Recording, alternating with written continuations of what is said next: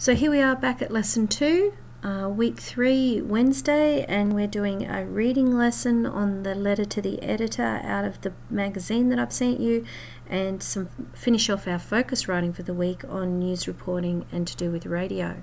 Before we get into that, I'll just remind you I sent through a sticker last night to show that this class is reading a lot of books from Epic Reading in our reading corner, and to please keep that up.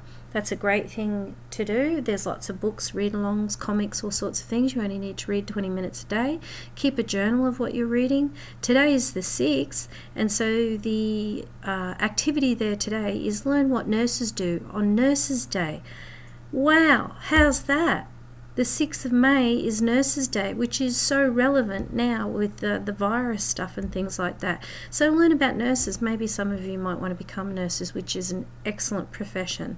4 years of study to do that. Nurses are highly skilled and very important members of our community. So maybe that might be the job for you, so you can read up about them and learn about nurses.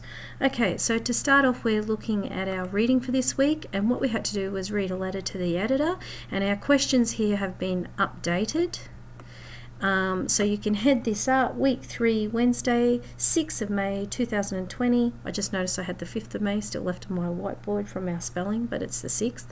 And if you can then put your headings in: remembering, understanding, applying, analysing and evaluating. Okay, so in that letter to the editor, it was a little boy called Sam James, and he writes to the editor to put up some objections and to try and persuade the editor that taking kids to zoos as an excursion is not a good idea, because basically zoos are unethical. So we'll quickly read through that now, because we'll need to have a really good understanding of that to answer those questions. So, to the editor: Dear editor, I'm writing to share my thoughts with you about a recent school excursion to my local zoo. I understand that many children enjoy visiting zoos. However, I am firmly opposed to this idea. Keeping animals in cages is cruel, unhealthy and upsetting. So some really good adjectives there. Evaluative language describing how he feels: cruel, unhealthy and upsetting. Hang on a sec.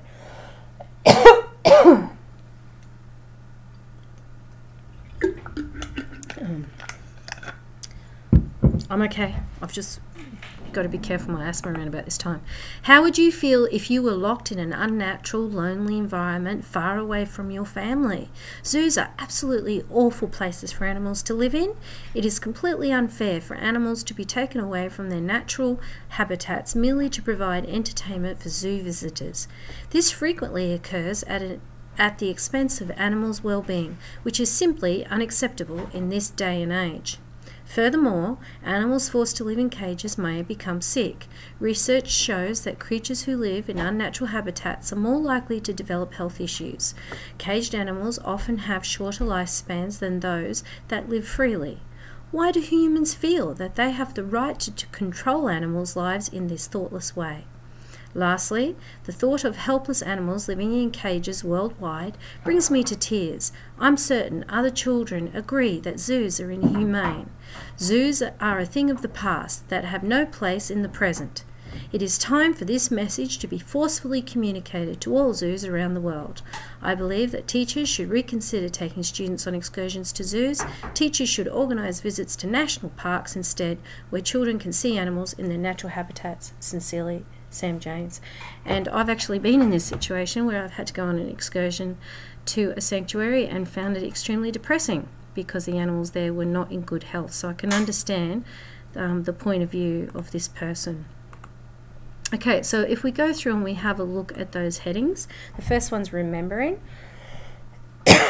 So what you need to do here is, based on what you've read, remember, state the opinion of the author in this letter. So in a sentence with good punctuation, think about it first. What was the opinion of this child in this letter? What were they trying to express?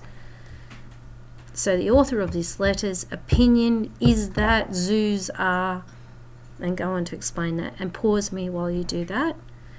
And then we go to understanding, and it lists 3 reasons why the author opposes the zoo. So what you need to do is go back into the text and find 3 different sentences Okay, so generally up here, he's stating that it's unfair for animals to live in zoos. Down here, he's talking about health issues. And in this one here, he's talking about how it's inhumane.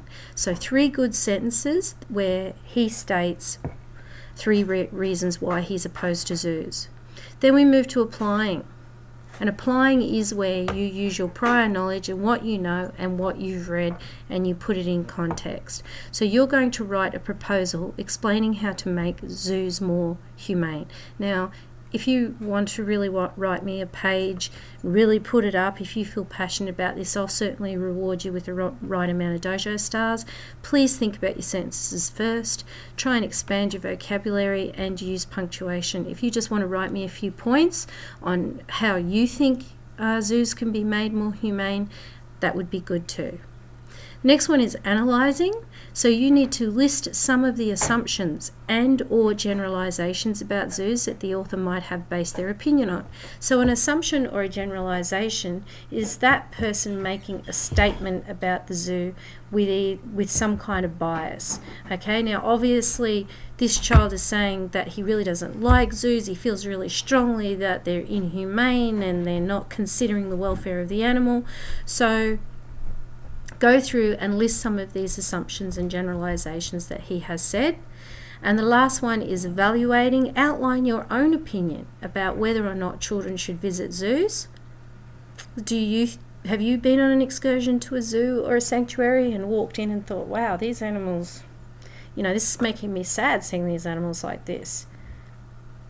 And the last one, creating. You are to design a zoo that you think the author of the letter would be happy to visit. Okay, so if you can spend some time on those tasks today and try and give me some really good sentences. I really do enjoy reading your writing, and it's very important that you just don't whack down something to get the job done, that you really think about it and keep trying to improve your writing, getting it in good context and in good sentences for high school. That's really what it's all about. Okay, so the next thing we're going to do now is move on to our focused writing. Excuse me. And we did a lot of that yesterday and everybody got it in. It was excellent. So now we're coming to the end of that and we're just doing page 4 and 5. So yesterday we actually read through, and it was a radio transcript of an interview where it was introduced by the presenter. It had the reporter who was questioning a CEO of a council, I think it was, and they were talking about shark attacks. Yeah, CEO from the Tourism Bureau or something like that. Okay, so you've listened to that as well as read it. And what I want you to do now is either, I don't think that link works, but I want you to go back to Edge Studio and you need to click on week 3A, a really quick 5-minute video down here, and it talks about the different languages used in news reports. And the type of languages that we are looking at is, in the video that you're going to watch, you learned that language choices are shaped by how close the relationship is between the author and the audience. News reports use language features including tone, formality of language, subjective and objective language, bias, noun, verb, and adverb groups and modality. So you're going to just listen to this video and she'll explain those concepts more. And then what I want you to do, it says here, write 2 or 3 sentences in your English exercise book that explains the degree of formality of language used in the radio news report. Provide an example from the text as evidence to support your answer. Okay, that's very difficult to follow, I think. So what I would like you to do is this. In your book, when you've head it up with the date and that we're doing newspaper report writing. Now this is the last activity you need to do for this week, so let's do a good job of it. Okay, so the things that you're looking at are tone. So tone means, is it friendly, is it nasty, is it aggressive? What's the tone of the of the whole text that's being explained to you. So the guy, the CEO of the Tourism Bureau, he's very anti-sharks, and he's saying he's not, but he's saying, yes, we need to find these big sharks and we need to kill them because they're scaring people, and he's really trying to convince, and he has a bit of a tone about him where he's very definite, and you can see that he doesn't like the fact that it's affecting tourism. So I want you to read through that again or listen to it again and write down what you think the tone is. Now listen to this video that explains these terms as well. Then you have formality of language. Now we're used to this. We've talked about this in advertising, and the formality of language means, is it like g'day, we're talking to so-and-so, or is it like good morning? Is it very formal? Are they using technical language? Are they using specific language around the sharks and trying to convince you using scientific terms? What's the formality of the language? And I want you to listen to it or read it and write down some examples of formality in language if they are being very formal. The next one is subjective, which means that they're using a little bit of bias. You know, and the CEO, he talks about the sharks as being dangerous. I want you to go through and find some of that bias, find some of that subjective language that he uses to try and convince us to cull the sharks. Objective means when you're sitting back a little bit and you're not making any judgment, okay, and you're just going yes, and the reporter does this. She says, well, in 75 years there's only been 3 attacks. You know, why are you making such a big deal about it now? So that could be an example of objective language.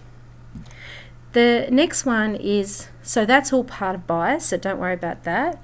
Noun groups. So a noun group is going to be in particular with the shark, where they're describing the sharks and where they live. If it's talking about the area where the tourists are, and it goes on to talk about the beach and the surrounding tourist attractions, that's a noun group. So a sentence that has a part of the sentence that goes into talking about the area or the animal. Okay, then the last bit is adverbs, adverb groups. So you're looking for something in the text that's talking about an adverb and describing the adverb, and then there'll be an adverb in that sentence as well with it ly. So it's talking about how the sharks are attacking, or how scared the people, unbelievably scared the people are. Okay, so that's the adverb group describing the emotions or what the shark is doing. And then the last one, which is really important, and it is in all newspaper reporting and it is in all advertising, and its modality. So how certain are they, sorry, how certain are they that the area is unsafe? Is it definitely unsafe? Is it really, really scary? You shouldn't go there. You may get bitten by a shark, or will you definitely get bitten by a shark? Okay, so instead of just doing this haphazard 3 sentences, I want you to listen to it. Listen to that video first of all that I showed you that describes these things, and then if you want to listen to the radio article you can, or read it, but pull out parts of the text that this describes and relates to each idea and write it in. And that's our last thing for the week, so we want to do a really good job of that. Sorry. Okay, and this bit down here, it just talks about